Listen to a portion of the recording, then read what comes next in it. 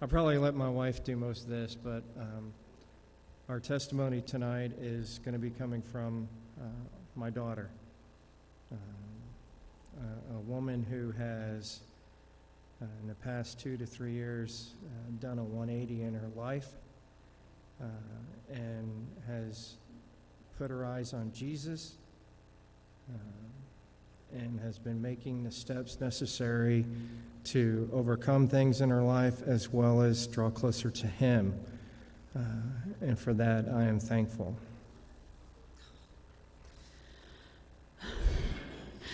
Katie and I have only known each other for about 3 years, but she has made an impact in my life, and she's going to make an impact here tonight too. I know that. So would you all welcome Catie Downs?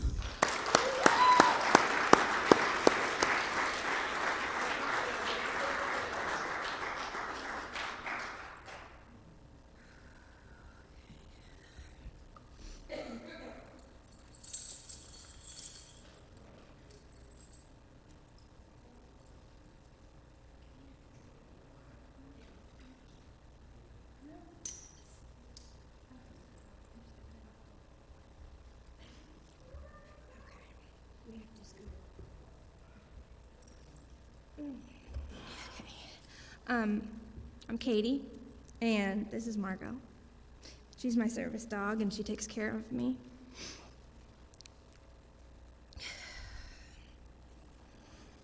My husband's here tonight.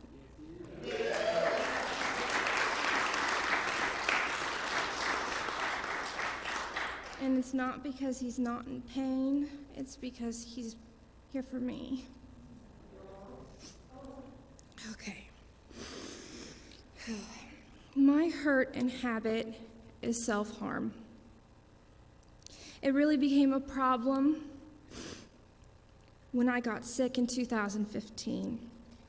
My struggles didn't start there.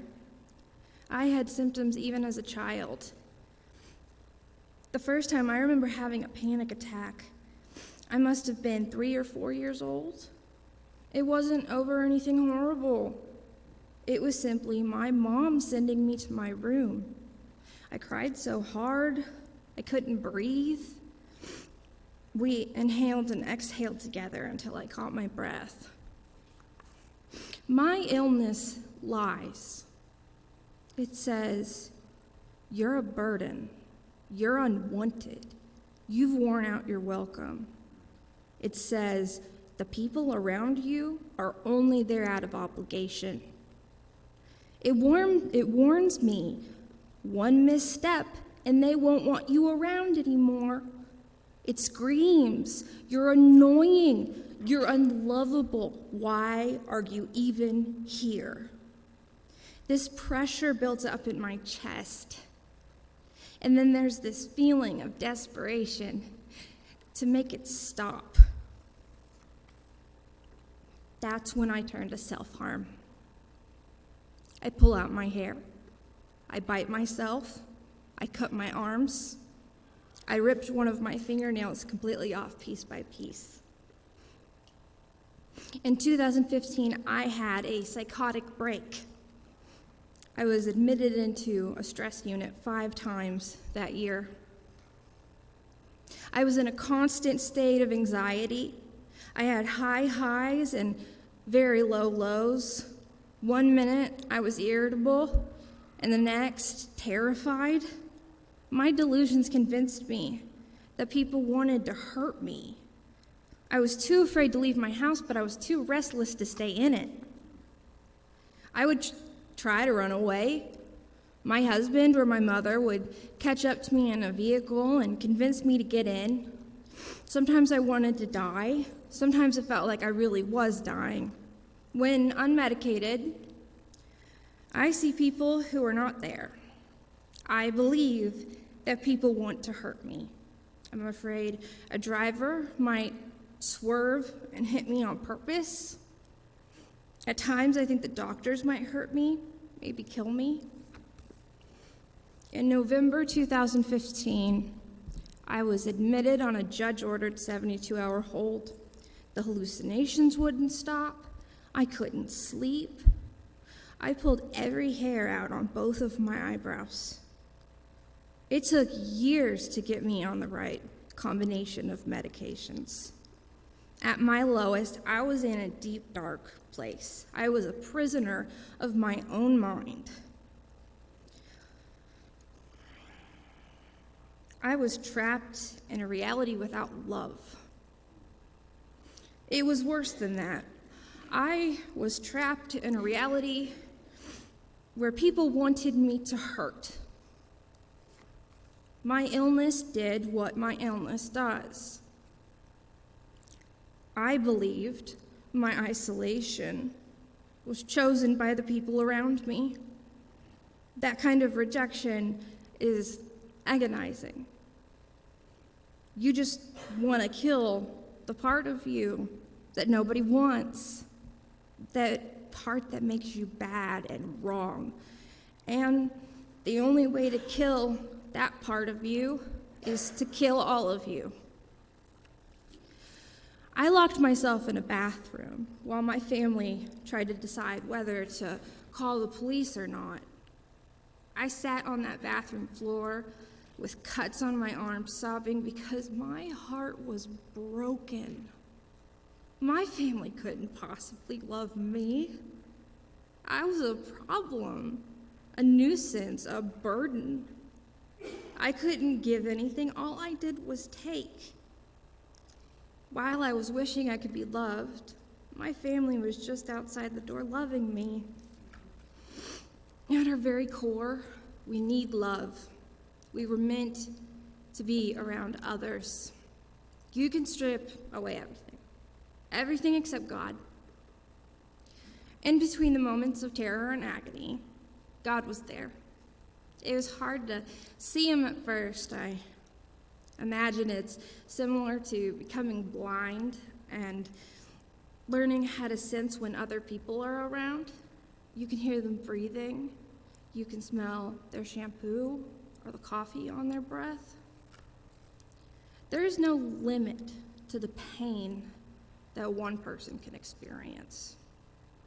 There is also no way to avoid it. The only thing we can do is trust that God is in control, has a plan, and is driving us towards our purpose. As Christians, we believe everything happens for a reason. If my parents hadn't gotten divorced, my mom wouldn't have married Albert. If Mom and Albert didn't divorce, I would have never met Christy. If I never met Christy, I wouldn't be standing here. See, I was a slave to what others thought about me. And then one day, Albert introduced me to Christy. For the first time in my life, someone told me about Jesus, and I believed them. So Alex and I both hadn't done well in high school. We applied to IUPUC. We were conditionally approved. We had to take a semester at Ivy Tech, and then we'd be allowed to transfer.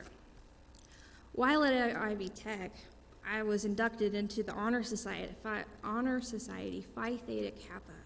In the spring of 2014, Alex and I started school at IUPUC.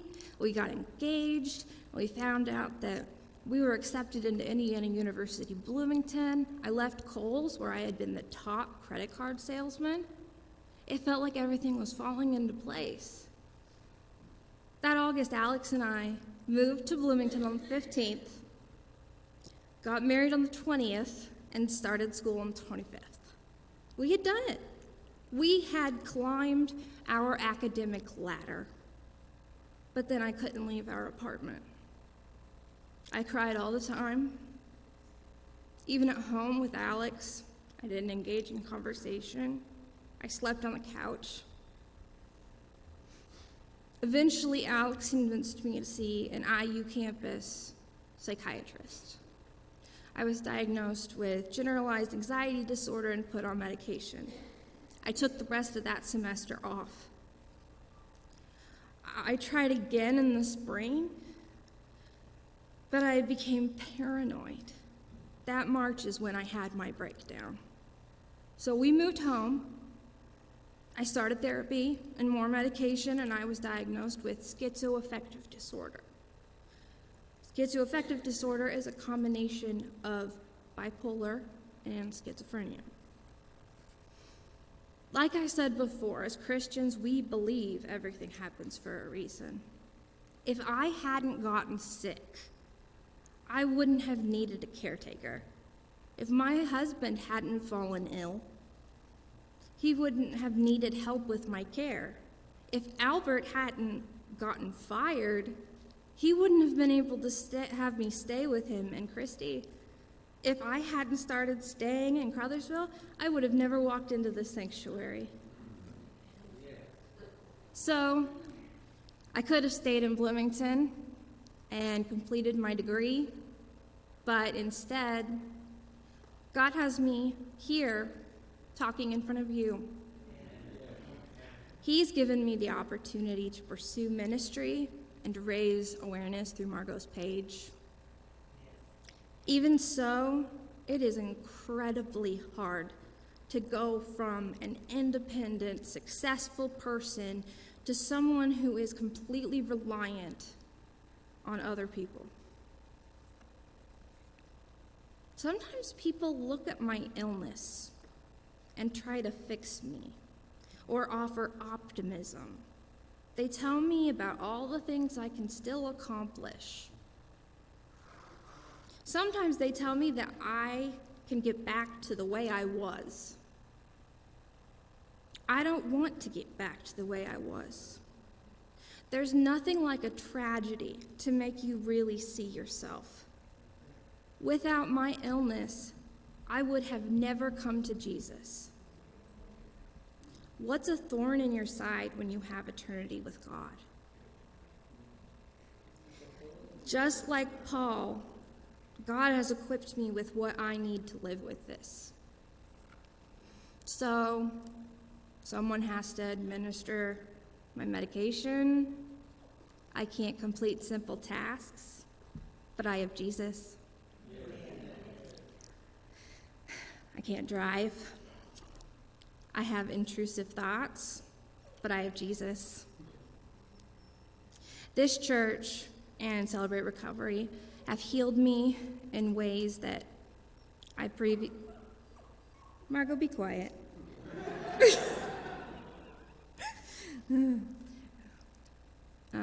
This church and Celebrate Recovery have healed me in ways that I previously didn't think were possible. Other recovery programs try to help you love yourself. Celebrate Recovery tells you that there is already someone who loves you. Loving God has allowed me to love myself and everyone around me. I want to help other people have a relationship with God. I want to help other people accept Jesus. I want people to know that they are already loved. They are already forgiven. I want other people to know how precious they are. Because of God using my illness to redirect my life, I'm now in a position to do those things.